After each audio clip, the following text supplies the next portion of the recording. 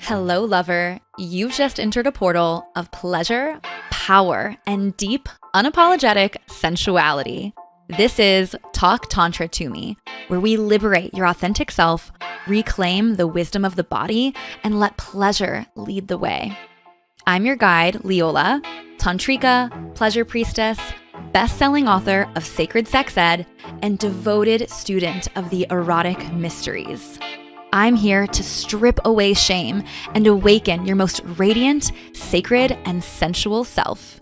Get in, babe. We're conspiring for your most pleasurable life and seducing the world into a greater good. So, take a deep breath with a vocal exhale, relax that delicious body of yours, and let's talk Tantra. I see you, sister. Already so spiritual, deeply devoted to your path, but something in you knows there's more. You've meditated, manifested, maybe even danced under the full moon, but have you fully felt the power of your unapologetic pleasure and sensuality? Have you allowed your body to become your greatest teacher? Have you stepped into leadership in love? The Pleasure Priestess Initiation is your next step. A full year of deep sisterhood where we do life and love together. Online, in ritual, month after month, and in the flesh for a juicy in-person immersion. We'll explore powerful Tantra practices that you can take home and adapt, whether for your beloved, your sisters, or even for your own community. Plus, we'll have amazing guest sexperts, medicine women, and other powerful priestesses already walking the path, coming to share their expertise with you, as well as group masterminds, an electric WhatsApp chat, and high-level support as you step into your fullest expression. The initiation is open for enrollment now to start at the end of April. But as soon as you join, you get access to a vault of over 40 hours of other tantric trainings and resources. This is more than a program. It's an initiation into your power, into your pleasure, into the woman you know you came here to be. Are you ready to awaken the pleasure priestess within? Click the link in the show notes to claim your seat in the temple. All right, welcome to Talk Tantra to Me, Mr. Jordan Bowditch. I am so excited and we are so blessed to have Jordan on the podcast today. Jordan is a father and a husband, most importantly, but also the founder of University of Man and Chief Bro Officer, which is very important to add. Right before we started recording this episode, we were kind of setting some intentions and I spoke into the desire to bring in Jordan's playfulness. And I just really admire him as a man that, is so approachable and humorous, but also so fucking deep and committed to the work. And again, we're so blessed to have you on the podcast. And I'm grateful to know you, to have you in my life. I'll share a little bit more about my history with Jordan and his work, as well as your wife, Alexa. So I actually had Alexa on the podcast 3 years ago. I don't know if you knew. Yeah, 3 years ago. Okay. I had just moved to Austin. It was like a week before Andrew and I met, or like maybe 2 weeks. And I was dating someone else at the time who I thought was going to be my husband. And the conversation with Alexa was about union. It was about relationship and also conflict in relationship. And I remember my partner and I at the time were going through a lot of conflict, but one thing that she said why she chose you was partially because not how much she loved you, but, and then again, this was years ago, so I might not be saying this perfectly. She also might have shifted in her response since then, but she said it was because of how you guys fought and the mutual respect and love that you had for each other in that. And I remember thinking, oh yeah, like I'm going to have that with my, like, but we were just not able to get there, and that's okay because we were both meant for bigger and better things. But funny enough, I think I worked with that guy, if I'm not mistaken. Oh, really? Maybe we'll talk, oh, bless. Maybe we'll okay. talk offline. I'm pretty sure. Yeah. We'll save that for after the podcast. Great. That's beautiful. Yeah. So, and then since then, you know, I've always followed your work and Alex's work and loved it and appreciated it and really resonated with it. Again, especially the playful notes. And so when Andrew and I were deepening in relationship, I felt like he was someone that you could resonate with so deeply, and that's kind of how it's gone. Andrew has been in, you know, your retreats and containers, and there's also been a beautiful budding romance friendship that I've loved. So anyways, I've talked a lot. Why don't you share some things about yourself? Well, firstly, I am honored to be here, and you're right, you are blessed to have me, so I'll just own that. And I love your man. Bromance is very appropriate. It's been so great to get to know you more and more, and I'm stoked to get to know you more right now. As far as me, Chief Bulletproof Bro, I love that. The range that you described, that's something that I very much pride myself in, and I think my mission is to be the bridge. And so I'll use the phrase, the esoteric and the generic, bringing those together. So I know for me, when I first started getting into my just own journey of personal development, I loved it and I hated it for many reasons, but specifically in this context, I felt like everybody was fucking weird. There's like all these gurus and all of this.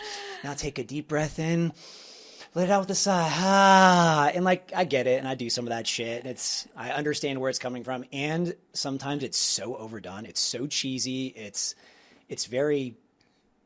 can be a turnoff for a lot of just fucking normal dudes like myself. Yeah. And so I was just tracking that in my own journey. And when I started working with guys and putting myself out there, I was like, I don't want to be that because that's just not me. And for guys that are more like me, I wanted to become a better man, but I didn't want to change like who I am at a foundational level, which is a man, which is a bro, which is a brother, which is fun, which is, you know, I talk shit, where I'm competitive, I play sports. I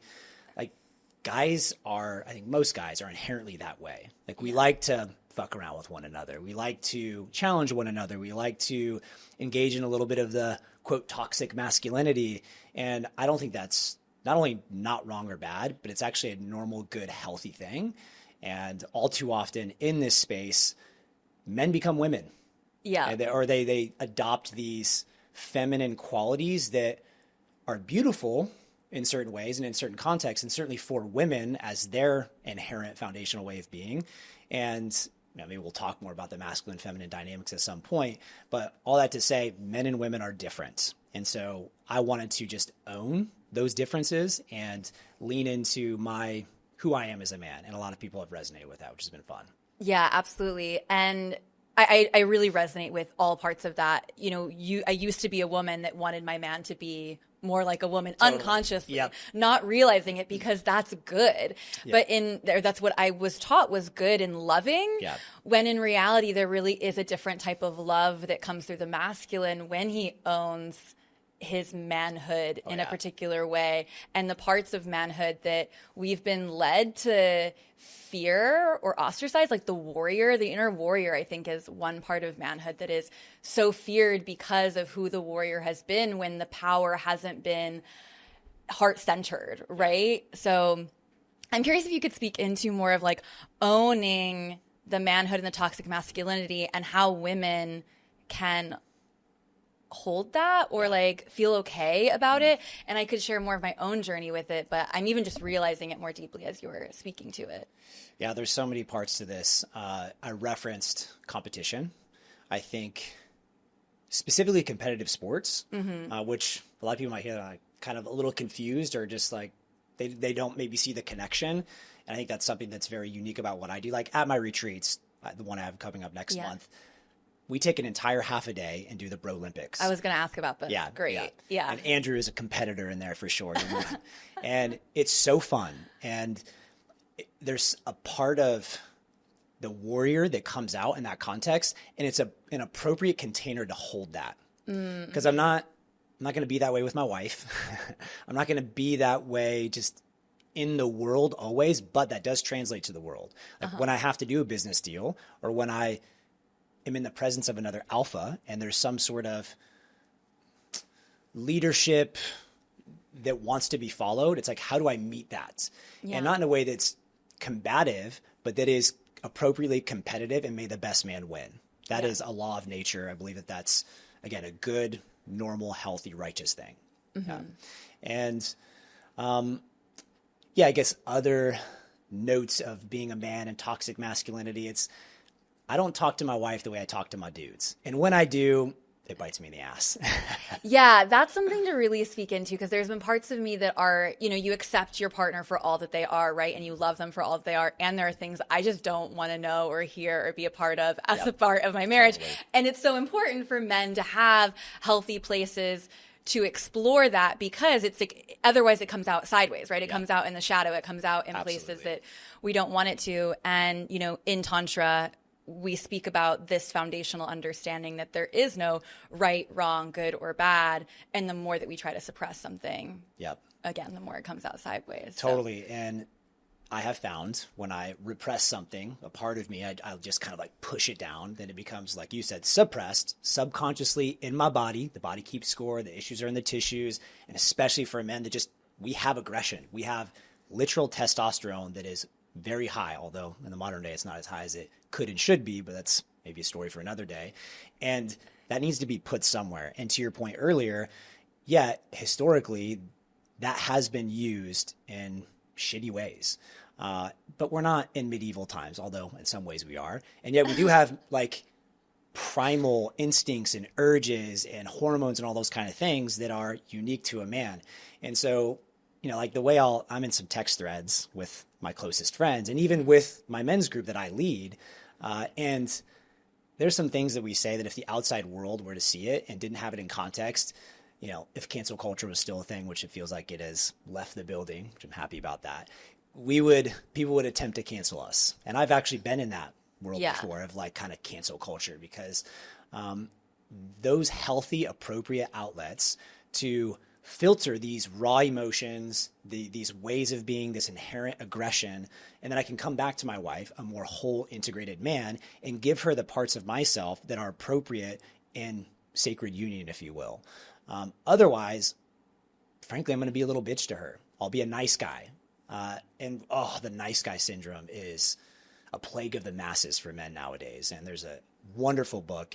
I have my Fab Five, as I call them, my recommended reads for men. And No More Mr. Nice Guy by Robert Glover is one of them. And it's 90% of men, when I recommend that book, and it's actually usually the first one I recommend nowadays, 90% of men, they read it and instantly it's like, oh, it's both a sigh of relief and like an, oh shit, this is totally me. And there's about 10% of men. I think Andrew is actually not one of these guys, funny enough, your man. I think it applies to everyone in certain ways, but for 90% of guys, it's like, holy shit, like I am definitely a nice guy. And it's not doing me any favors, and it's not doing my wife, my world, my kids, my colleagues, my boss, my employees, any of them any favors, because it's not actually being a nice guy. It's just being passive. Yeah.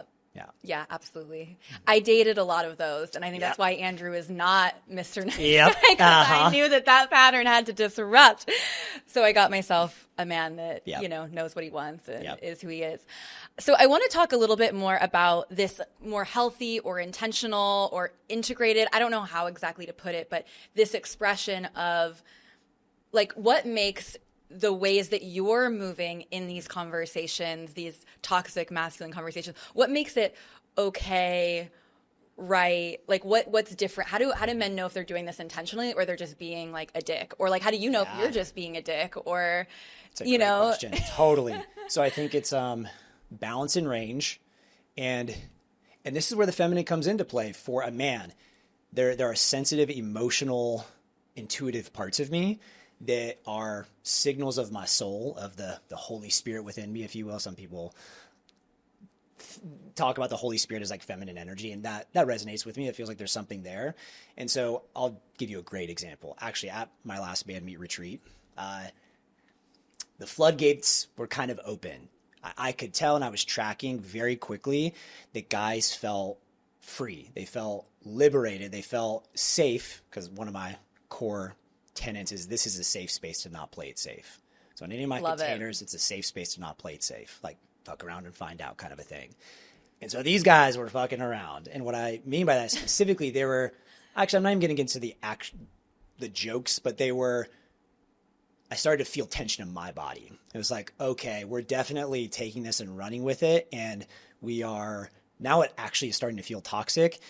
And not only toxic, but it's starting to feel like a crutch, where instead of being in what can be the discomfort of authenticity, of vulnerability, of human to human connection, especially guys, can default to the cheap jokes, the just talking shit to one another. And it's like, okay, and now we're missing it. We're leaning into the old paradigm stuff. We're leaning into outdated and immature parts of ourselves. We need to balance it back out. And so this is probably maybe the beginning of the second day, I was like, hey guys, I've been feeling this rising tension. I'm tracking this thing.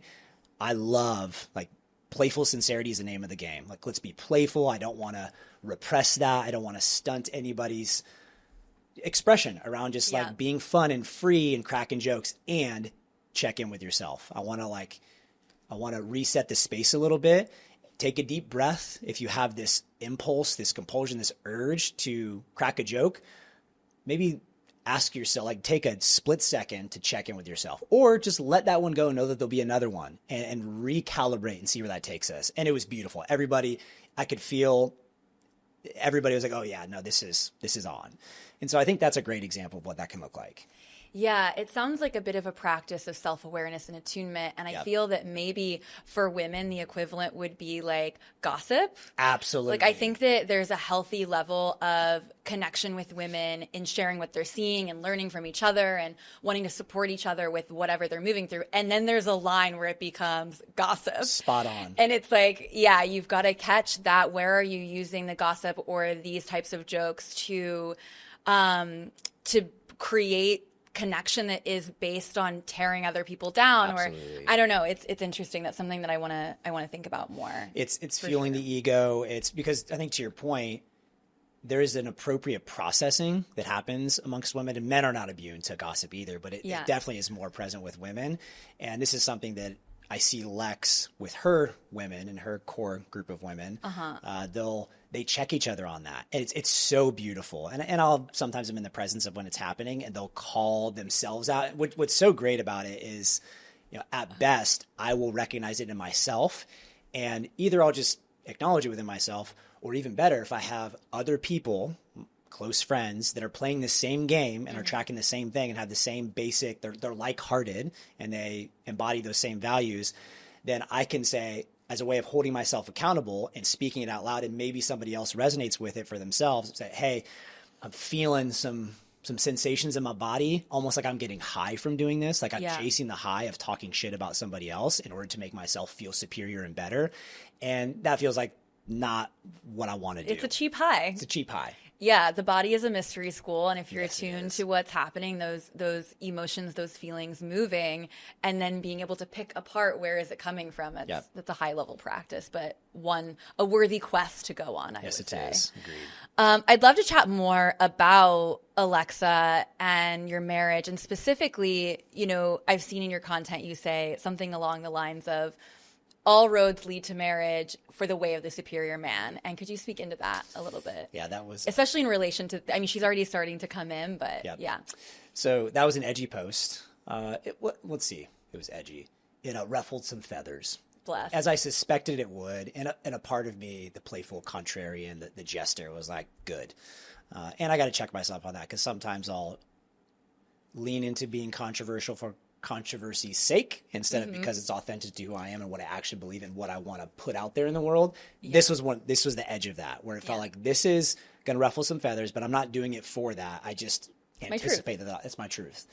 And the way I oriented that, I mean, I guess just a little bit of context, The Way of the Superior Man, another one of my Fab 5 books. And most people who have spent a little bit of time in the personal development space are familiar with that book. It's like, for a lot of men, myself included, it's like the Bible, or one of those types, a manual of sorts. And David Data, the author, controversial man, and yet this is medicine, this book. And so I believe, based on my personal experience, men who are my closest friends that I trust, admire, respect, and guys I work with, and just guys that I see from afar and look up to, and, just acknowledge there's always exceptions to the rule. Cool. Disclaimers, 80-20, whatever you want to do. Some people, some men, at least in theory, I haven't seen it, can navigate polyamory and all those kind of things in somewhat of a healthy, integrated, wholesome way where everybody wins.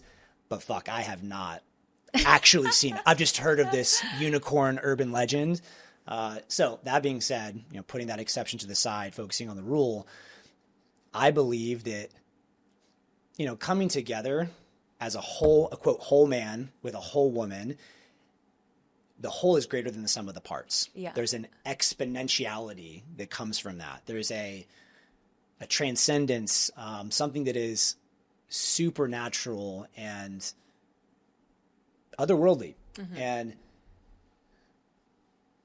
for men who are seeking the greatest expression of themselves, to feel the divine, to taste it, to live heaven on earth, I believe that more than anything, first and foremost, with a solid foundation, getting married and finding your equal and opposite counterpart of a woman is everything. And without that, I believe that there is huge limitations. And that's okay. I'm not trying to have it be superior. That's not what this is about. But I believe that for a man who is sincere on his path to just experiencing himself and life fully and tasting and touching God on a consistent basis, there's nothing that compares to marriage. And then after that, I believe is kids. Yeah. Because we started this talking about masculine and feminine. I can't empathize with you fully as a woman, and yet I want to. And I believe that journey with my woman, who I go through everything with, who I live with, who's been my business partner, who's roommate, who's now mother of my child, all those kind of things, that training, that experience cannot be replicated elsewhere. And the polyamory and those kinds of worlds and the open relating, I'm not trying to talk shit. That's not my intention, but I don't think you get the same thing. The grass is always greener. The sort of what I perceive to be lack of commitment or all those kind of things. It gets so complicated, so convoluted. And I believe that it's so challenging. I know one guy who seems to have done it decently well, but even him. So anyway, all that to say, I believe, just to round it out, for a superior man, all paths eventually lead to marriage. And I'll just end with a caveat that I think for most men before 30, and this is a concept that I heard crystallized by in this book, The Rational Male by Rollo Tomasi, another controversial character. He's like kind of in the pickup artist world, a PUA, if anybody's familiar with that acronym, pickup artist. But he talks about how as a man, getting married before 30, expecting to, even getting into a deeply serious relationship with the hope, anticipation of getting married before 30 is a tall order, and is probably, all things considered, just not best.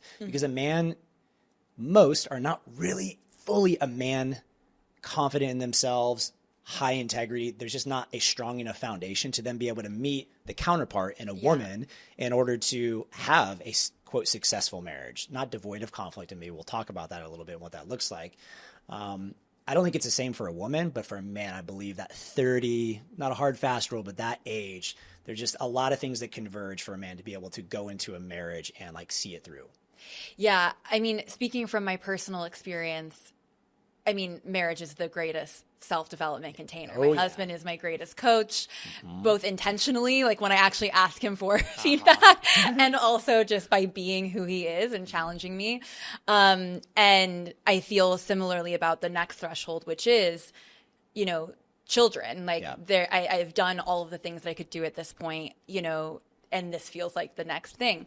But I'm curious. So you spoke a little bit into monogamy and polyamory, but you guys are quite, sensual, sexual Totally. creatures, beings.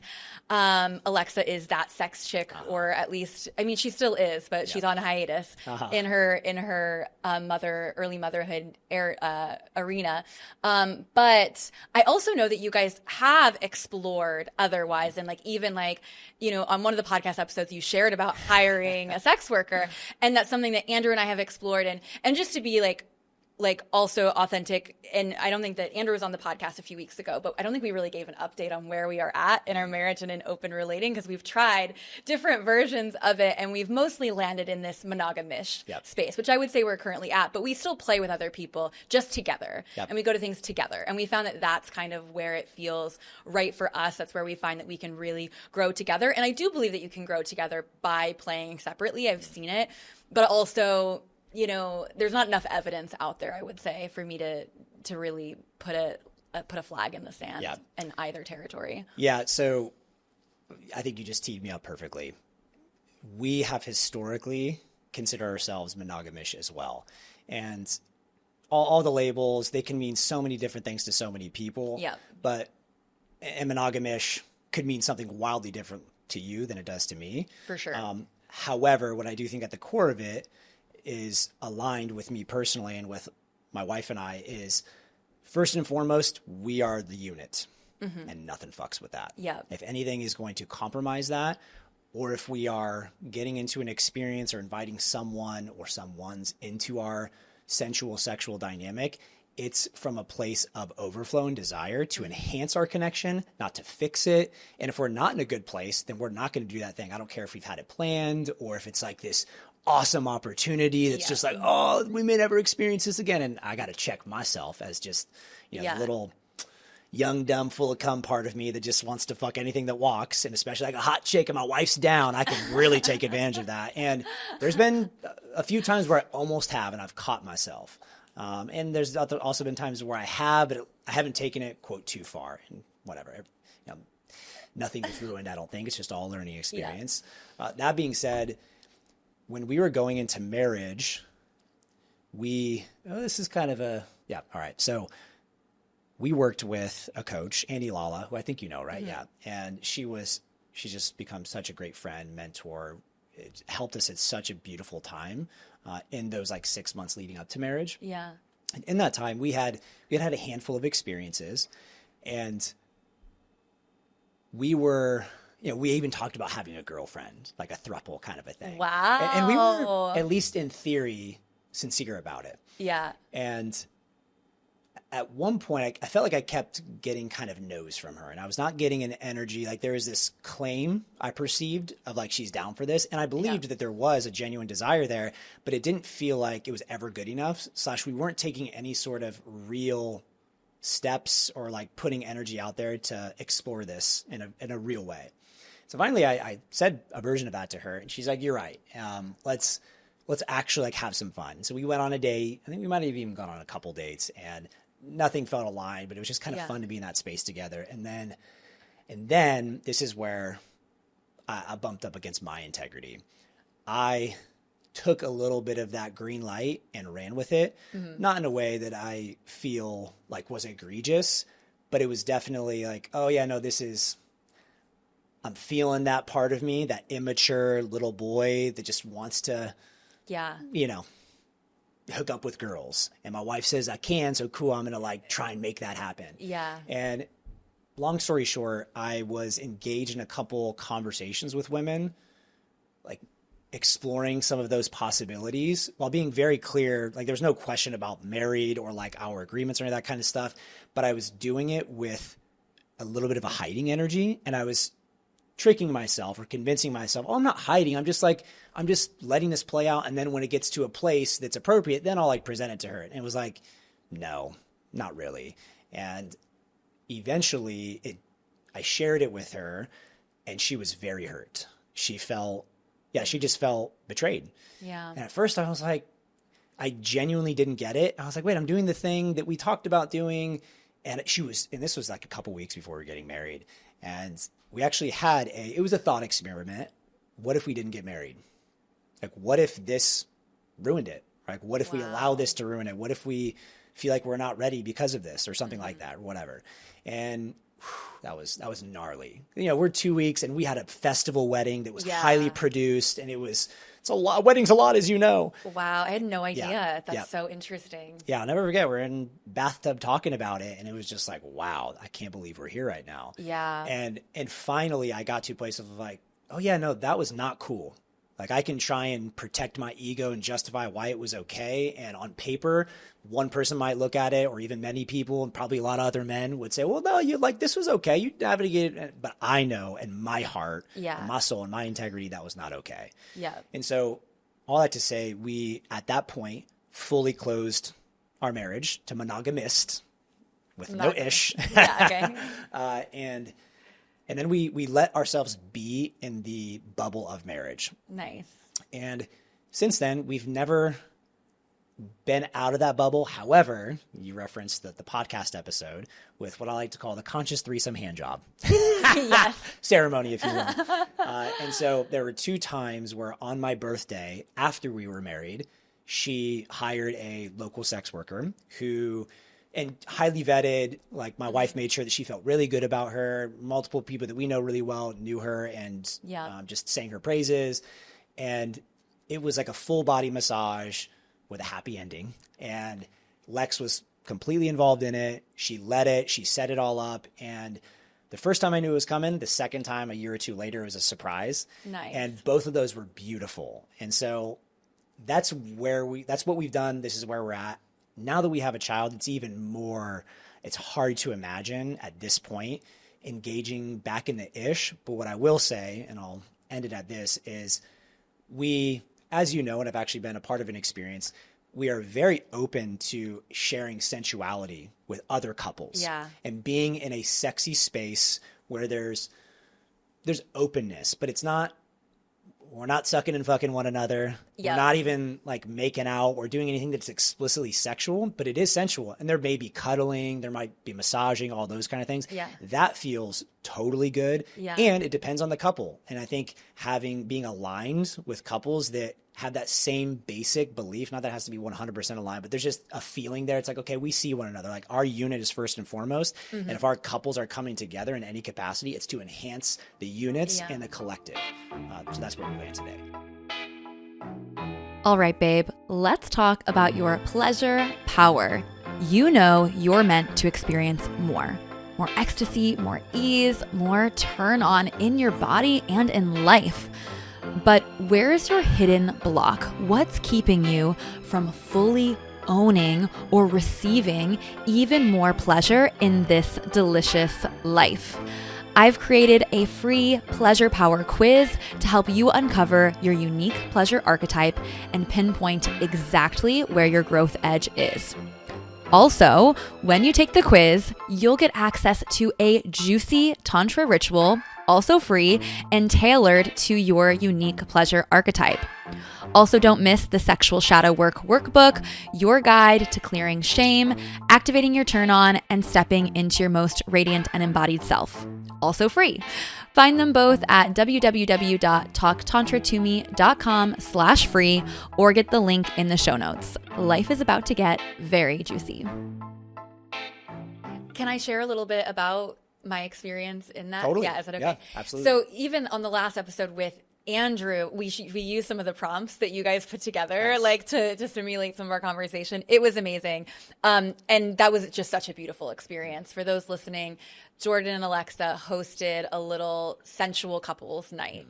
And it was sexy and so sweet and so fun and wholesome. And I really resonate with what you shared and how that can be amplifying to the relationship, to the marriage, and to other people's marriages as well. Absolutely. Like, to allow, like, can you create a safe space, a safe and sacred space for people that have a similar like-hearted, similar mindset, similar commitment, and use that space though to still be evidence, permission, a place that's to the name see of that's the name of our yes, it was spot permission. is permission. Yes.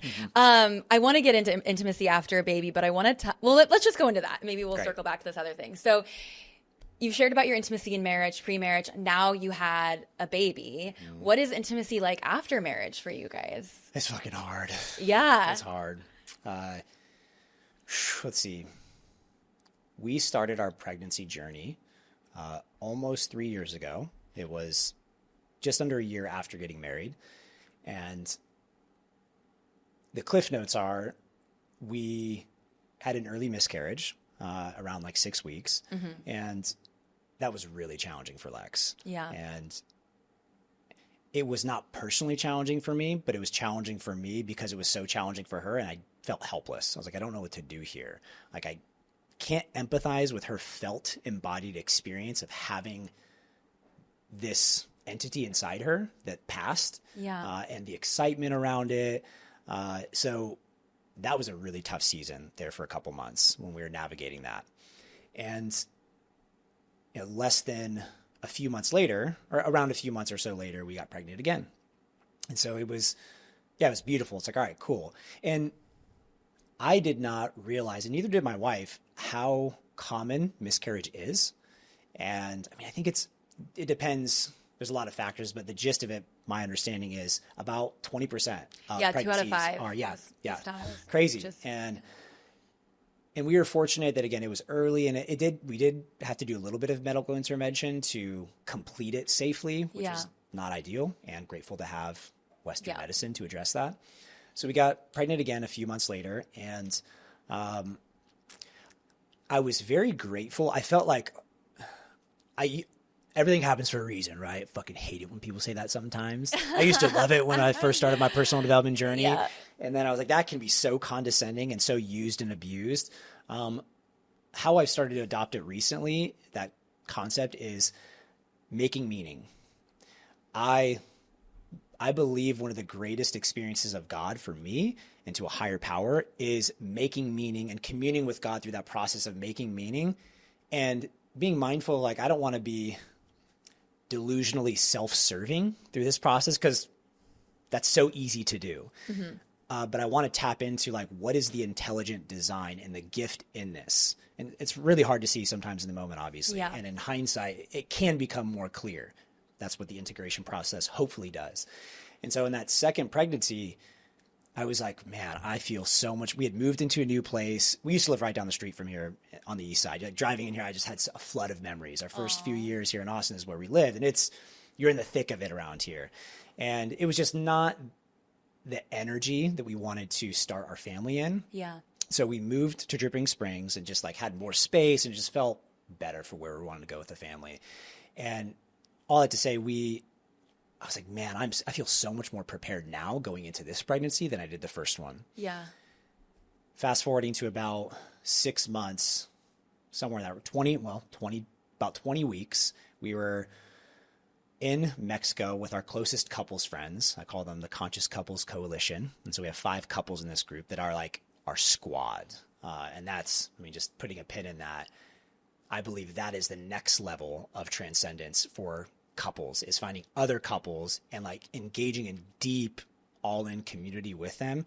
Guys with the guys, gals with the gals, and couples with the couples. There's something there that is like, holy shit. So we were in Mexico on a month-long experience. We were leading a couples retreat while we were there. The second night I'm there, I found out that my dog had passed. And this Biggie James Smalls, my late great blue nose pit bull, he was 12 and a half years old. I got him right out of college. He was my firstborn dog son. Yeah.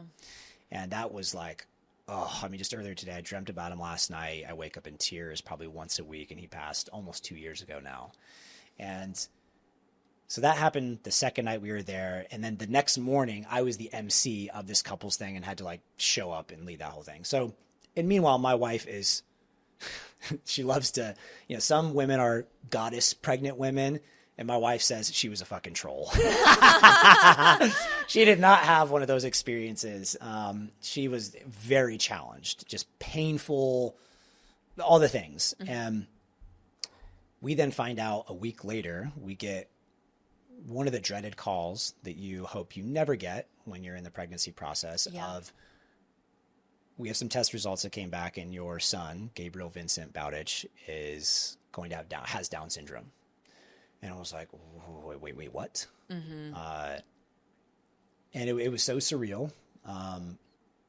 again, this is at 20 weeks, something like that. And there was never any world where we were going to get an abortion. That did not and does not feel right, good, and true. And I won't wax poetic on that, but it was just like, that's not where we're at and where we're going. This is meant to be, and we're going to meet this. And there was so much to talk about and to sit with, just like, holy shit, to navigate, to come to that conclusion, and to even start to embrace it. Is like, I started calling him my little downy dude. He's going to be my little downy dude. We're going to really steep ourselves in this culture. And my wife just started going down all the rabbit holes, joining Facebook groups, listening to podcasts, books. And all this is happening over the course of like a week and a half. And then she has a scare in Mexico. We went to a Mexican hospital, not a good experience. They basically like, nothing's wrong with you. She had spotted a little bit, but you're fine. But at that point, we're like, we need to go. We need to get out of this. We need to go home. And on the way home, literally as we land in Austin, and the whole trip to get there, like in the airport, she was just feeling very uncomfortable. We land in Austin and she starts going into labor. And this is at about 22 and a half weeks. Get to the hospital, and it happened. And we were presented with this impossible choice of, technically a baby is not viable at that time. They say it's not viable, meaning like he could not survive on his own. Yeah. And however, medical advances are such that it's possible. And so we were presented with this, again, impossible choice of like, either we do everything medically possible to try and save his life, and he probably won't survive. And if he does, he's going to be severely disabled, and who knows how long he will live, and will require insane assistance. And that's without being diagnosed with Down syndrome, right? So you add that on top of it, it's like, holy shit. Yeah. And he was going to be instantly, as soon as he was born, shipped to another hospital, and it was going to be like a whole ordeal that he might not even survive. And ultimately, it was just like what feels like we're supposed to do. If I want to use the language, what God told us is let Gabriel experience nothing but the unconditional love of his parents for however long he's here. And so for a little over an hour, we got to just be with him. And it was like, oh my God, it was the most beautiful and fucked up thing I've ever experienced. And like, just his breathing, his cries, all of it was like, wow, this is the most beautiful being. Down syndrome, like what? It's just none of that matters. And he passed, and thus began the most challenging season of Lex and I's relationship.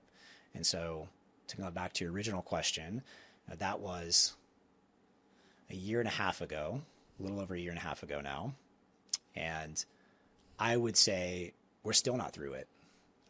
We are on the other side of the acute intensity, and we've come back to love, as I trust that we always will and do.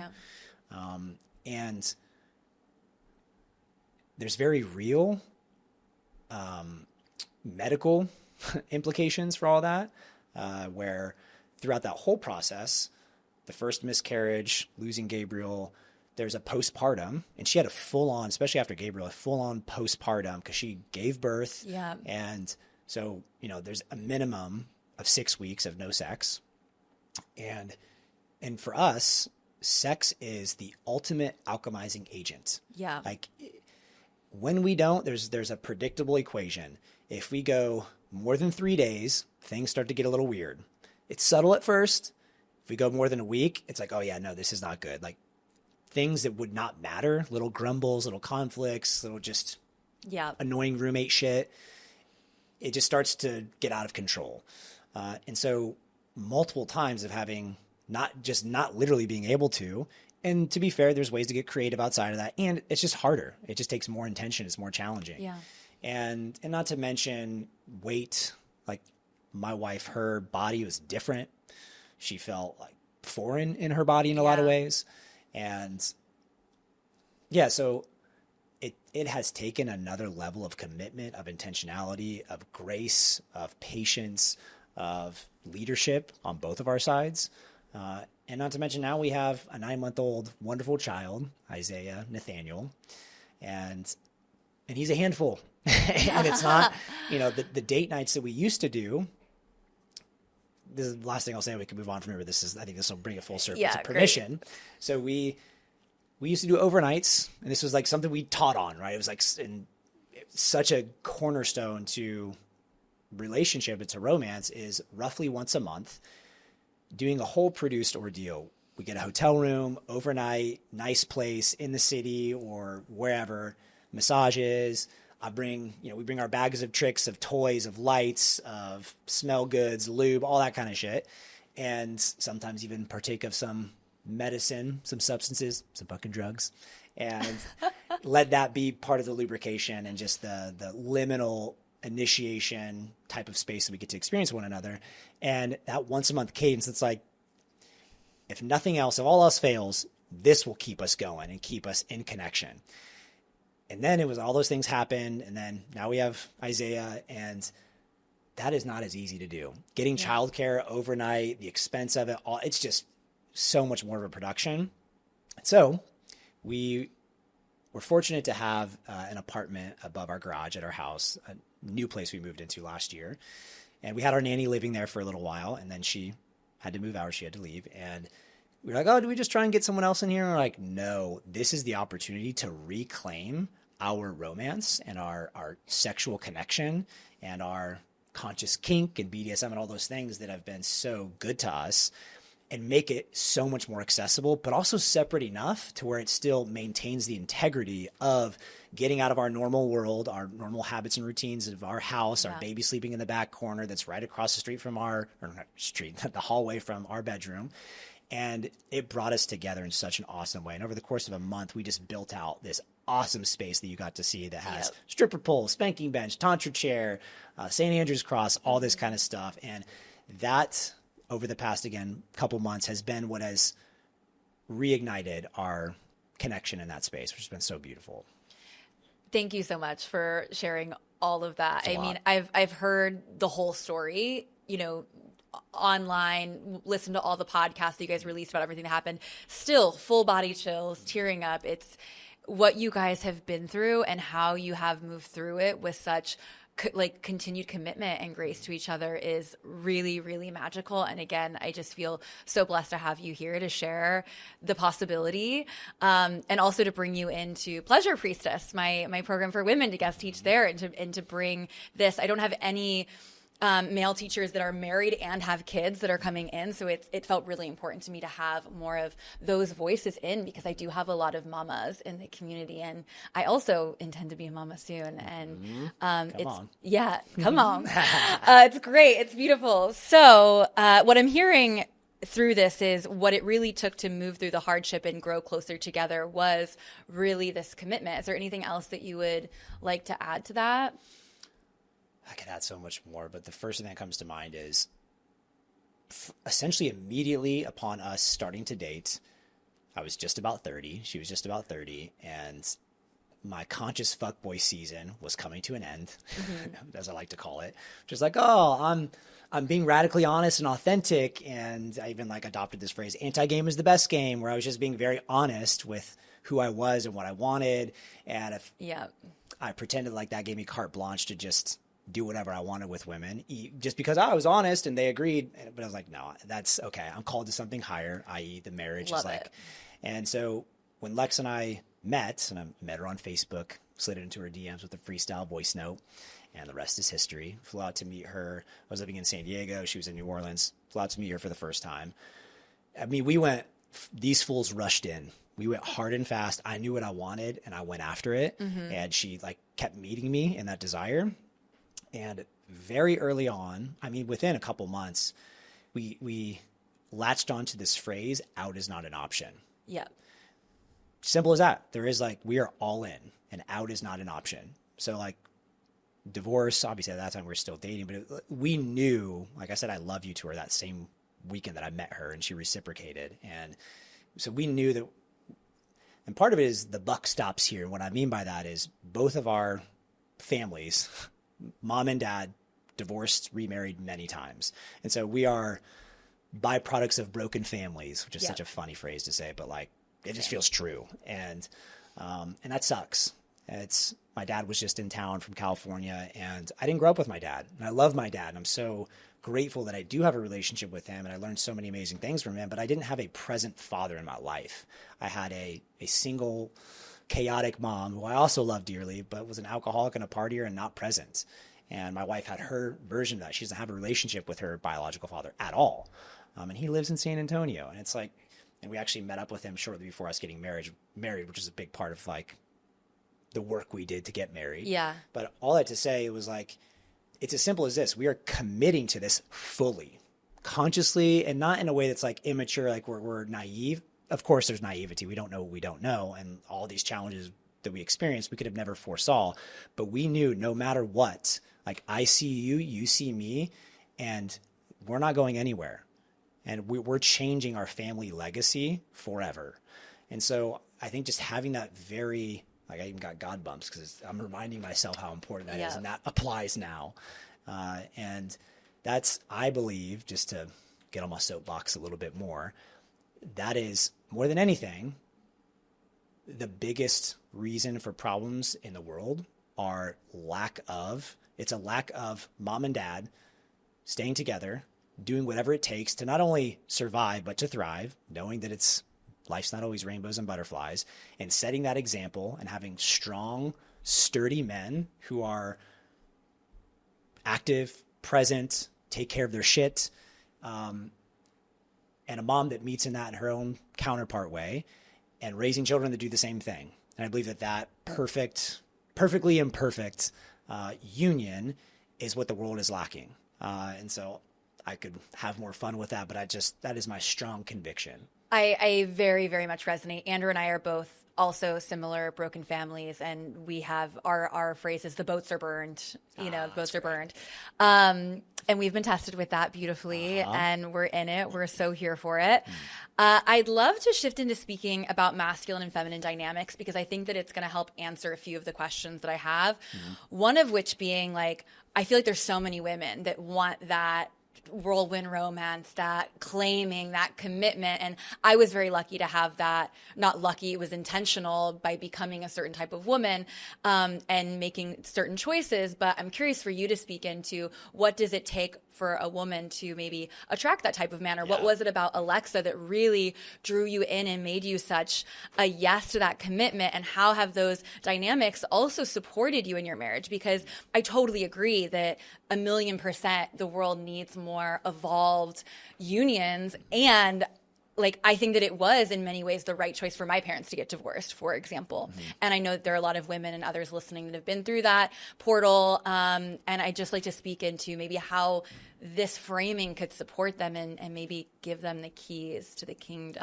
Yes. Well, I love that you said the keys to the kingdom. The first thing that comes to mind when you say that is, it is going to be controversial. Alison Armstrong, do you know who that is? Yes, I've read her books. Great. That world of, and there's some others that are similar, their own version of that. I'm blanking on the names, but it's like this idea of a good wife. And, this could be so triggering to some women. And I get it. And I don't want to I'm not a man of extremes, but as I've said, I think multiple times now, there's the rule and then there's exceptions. I can focus on the exceptions my whole life, and that's not going to be a life I want to live. And I'm not like naive to the exceptions, but I focus on, okay, what are the pretty sturdy, solid, tried and true, grounded rules? And I believe, well, let me start with this. So double clicking on my story with Lex, what attracted me to her, we were both very public with our journeys on Facebook Live, when like Facebook Live was kind of the thing before Instagram. I was talking about a breakup that I was going through and like a heartbreak. And it was the last thing I needed for homie to get it, of like, dude, commit or this is going to be the cycle you're in and this is not what you want. And she was going through her version of a breakup that she needed. And I'd been creeping her from afar. We had mutual friends on Facebook, and I don't even exactly remember, but knowing myself how I know myself, I'm sure that I saw the suggested friends and was like, hot tatted up chick talking about sex, add friend. So for the next, like maybe 6 months, I was just kind of like, I'd like a thing here and there, I'd give like a little comment. And I was subtly letting my intentions be known. Like, I see you, I'm into it. Yeah. And the stars aligned where I saw her on a Facebook Live, and even the way I saw her on the Facebook Live, I was like, I was on a flight. I'd never watched other people's Facebook Lives, and but for whatever reason, there were just these stars aligning where I watched her, and she is talking about her experience, and she's so cool, calm, and collected and emotional, like tears streaming down her face, but she's powerful in what she's sharing. Yeah. And I was like, my mom was an emotional mess. And again, I love her, but she was not grounded in her emotions. Yep. And when I saw her, I was like, oh, that's what I'm looking for. And now if I want any of it, I get to have all of it. And that continues to be my learnings, is like those big emotions that I was attracted to, they aren't always feel good per se. It's something but it is a teacher for me if I allow it to be. And so I think that's one thing I would say to women is continue to be a student and budding practitioner, master of your emotions. Yes. Feeling them fully, flowing them appropriately, integrating them, processing them. And a big part of that is having women, just like men need men, to pre-filter and process things to come back to your man more complete, more dialed into who you want to align within yourself. Yeah. It's so important. There's too many couples that are in a solo that are just trying to do this work individually or in coupleship. And I don't think it works. I don't think it's going to get the results that people are wanting. So that's a big one. And I mean, ownership is a big thing for men and women, I think. Like radical extreme ownership. Another one of my Fab 5 books for men is Extreme Ownership by Jocko Willink. Yeah. He's an intense dude, but the fundamental philosophy of radical ownership of who I am and anything that I'm experiencing in my life, like I brought it in one way or another. And Lex is so good at that. That is something that she continues to I'm in awe of her ability to take ownership. Mm-hmm. And so bringing it maybe back to the Alison Armstrong and Good Wife stuff, Keys to the Kingdom, I think there is this pervasive belief in culture, and a lot of people are talking about this. There's nothing new here necessarily, but that it's like the alpha woman, it's the solo entrepreneur, and I'm sure you know about this and can relate to it. And it's coming from, I think, a beautiful, empowering place for women, and for good reason. Obviously, history has not been kind to women in a lot of ways, and so there's this overcorrection, this swinging of the pendulum this other way, and we've seen that doesn't work. There's just so much in society and culture and in marriage and relationships that are just, it doesn't work because it's not supposed to work that way. Mm-hmm. Like women, my wife, she thought she was going to continue working. And you and I have talked about this before. And we made all the plans. She had this awesome brand, persona, podcast, all this stuff, and so convicted and loves her work. And yet it was like once the journey to becoming a mother started, we were trying to force keeping these other things going. Yeah. And ultimately, it was like, she is called to be a mom first and foremost. And that is a full-time fucking job. Yeah. And women are built for it. When I have to spend more, kind of any amount of time with my son, it's hard for me. I love it and I'm getting better at it and I'm surrendering more into it and accepting it. And yet I see my wife day in and day out. She's by far the primary caretaker and caregiver. Mm-hmm. She has endless patience and grace, and she's just built for that. Yeah. And so I think instead of fighting nature, I think women leaning into nature and just being honest with what they actually want, I think that's going to attract the man that you actually want. And I think women doing their best to get out of the shoulds, like I should do this, I should want that, or in theory this, while also, again, having those reflections from women, mentors on the path in the same place or maybe even a little beyond them. Those are some initial things that come to mind. Lots of great stuff there too. So much. I loved one thing that I'd like to double click on. We do need to wrap up here soon, but I loved what you shared about how one of the initial things that drew you to Lex was her emotional alchemy, as I like to say. Totally. And it's so interesting because I think for many women, and for men as well, but we're taught to shut down our emotions. But I think especially emotional women are crazy, right? Like that's the perception. And that's how I felt too. Like I was super judgmental of women that were emotional because to me, it was unsafe, it was unpredictable, and was very much in a wounded masculine expression, actually, if anything. But for me as well, it has been reclaiming what I call the dark feminine superpowers, which are the emotional alchemy, the sensuality, and the intuitive oracle. And those pieces have been demonized by society, right? Like you have the witch as the intuitive oracle, you have the seductress as the one who is sensual, and then the crazy woman who is the one who is, in her emotional expression. But we don't create safety, integrity, and wholeness of these parts of ourselves, which are a secret to our wholeness, really, as a woman, integrating the light and the dark superpowers. But we don't create that integrity by avoiding it, shutting it down, turning it off. It's by exploring them in safe spaces, by finding that mastery. That's where the safety comes from. And that's where the magnetism to the masculine comes from, because those are such gifts to men, those three things. And I'd love if we could end just by kind of speaking to that piece. Like, how do women in these gifts specifically call men forth and support them in being better men? So the first thing that comes to mind is women, you are the muse. And I've heard many people speak to this, and one of my closest friends, Andrew Drish, and his wife, Libby, they have an incredible story. Check them out. They're amazing people. You know them. I need to have Libby on the podcast. She's great. She is. They were just in permission. Or they're going to be in permission tomorrow, I think. Maybe I should have said that. I don't think they can. So the muse, the woman is the muse, which I think is such a cool way to think about it. I am, as a woman, the inspiration to my man and to the masculine in the world. I'm reflecting parts of him that he doesn't have the kind of access easily and innately that I do as a woman. Yeah. And fully owning that and fostering that. And I'm not a woman, right? So I can't necessarily say exactly what that looks and certainly feels like, but I can speak to what I've seen my wife do, what I've seen women on this path that I know, love, and respect do.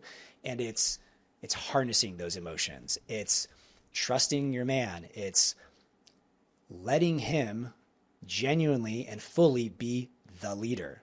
And when I say the leader, it's not like there's a partnership, of course, and there's leading in different ways. And like, I think there's something to be said about like that intuitive vision that women have and the access to feeling.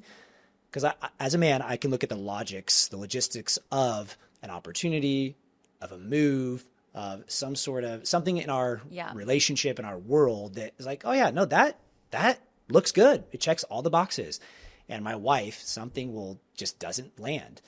And I think all too often the man either doesn't respect, acknowledge, and lean into that and let her lead in that way, or the woman hasn't cultivated that, doesn't trust herself, or any combination thereof.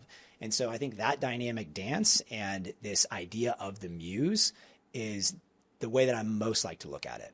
I love it. Amazing. Yeah. I like to think of the female partner as having the gift of being the visionary leader of the relationship, and the masculine being the leader in the relationship of the day-to-day and making things happen. I want to say one more thing to that. The process of getting married, of actually getting married and engaged, starting the journey to having children, moving, all of those big fucking things, my wife led those. Left to my own devices, we might not even be married yet or even engaged. We probably would be. But her ability to track where the energy wants to go and that vision it's everything. It's like she completes me in that way. Indeed, that's the oracle. There are so many more things that I want to talk about, but it's great because we do get to collaborate more. I'm so excited to have you bring this magic, this wisdom into the Pleasure Priestess to these women to support them. But I'd love for you to speak to the men that listen. What containers can they get involved with? How can they know you more, learn from you? Please just give us the download. Yeah. So the place that I play the most is Instagram, at Jordan Bowditch, Jordan, Bowditch, Bowditch, Bowditch. And so you can find everything that I'm up to there. And what I'll say in speaking to the men who are in this world or curious, are dipping their toes in, are just kind of like sneak peeking, my experiences are fun. Like my man meet retreat, like it's kind of in the name, man meet. Like people hear that, I was like, it's kind of like a little gay. And so it's kind of like fun because guys like to like play in that space of just, like fucking around with each other. So it's inherent within that. And I love to it's that playful sincerity. It's like, okay, we're going to do something that's really fun, that's embodied, and then we're going to do something that's very sincere, that's authentic relating. And that brotherhood, that fraternity, I'm a frat boy through and through. I went to San Diego State for college, and I was like a full-on Sigma Chi brother. And I was just like very into that. And I loved that space because of the ritual, the rites of passage of the brotherhood, and just the playfulness. And again, messing around with your buddies. And so coming to one of my retreats is like the best thing that a man can ever do, because it is, again, very, very fun. I like to call it like a conscious bachelor party. Yeah. And then I have my men's group, which is a way to just keep things going. And even outside of myself, what I'll leave men with is every few months, every quarter, every season, if you will, do one of these immersive rites of passage where you go outside of your ordinary world. You go on your own hero's journey, away from your woman, away from the comfort of your home, and be in a container with other like-hearted men and see what happens. Predictably, on the other side of it, life makes more sense, more connected to God, more oriented to your purpose, and ultimately just a better, more expressive, more happy and alive man. I love all of this, and I will just give my own testimony. My husband has been to now, I think, 2 or 3 of your Man Me retreats. Is it 3? Is it 2? I know he's going to one in the fall as well. And like, Andrew is not a man that's going to sit through like like he's done a ton of self-development work already, but he's not going to sit through a boring experience or something that isn't really worth his time. And time again, you know, it has been worth it for him, and a beautiful, magical, powerful experience. And for me as his partner, I remember after he came back from the first one, which was about a year ago, actually. Mm-hmm. So he must have been to 2 then. Yeah, he's been to 2. Yeah, he's been to 2. This will be his 3rd. I remember after the first one, like even posting on Instagram, because I noticed how different he was after and how amazing it felt in my system to receive him on the other side of that transformation and feel his clarity and feel his power and also his playfulness. And so highly recommend this experience to the men, and also women. Introduce your men to this work. Maybe have them listen to this episode. Yeah, thank you for that. Yes, absolutely. Well, thank you so much again, Jordan, for coming on. And thank you to the listener for tuning in. Have a sexy and spiritual day. And I'll catch you next time on Talk Tantra to Me. Ta-ta.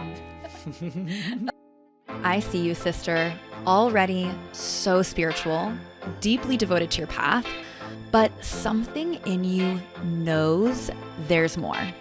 You've meditated, manifested, maybe even danced under the full moon, but have you fully felt the power of your unapologetic pleasure and sensuality?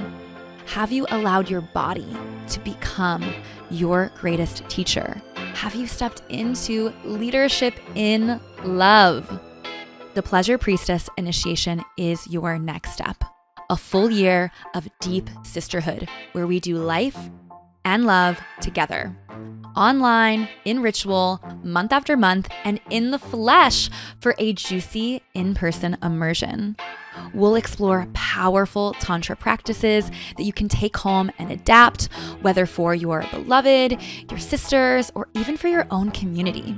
Plus, we'll have amazing guest sexperts, medicine women, and other powerful priestesses already walking the path, coming to share their expertise with you, as well as group masterminds, an electric WhatsApp chat, and high-level support as you step into your fullest expression. The initiation is open for enrollment now to start at the end of April. But as soon as you join, you get access to a vault of over 40 hours of other tantric trainings and resources. This is more than a program, it's an initiation into your power, into your pleasure, into the woman you know you came here to be. Are you ready to awaken the pleasure priestess within?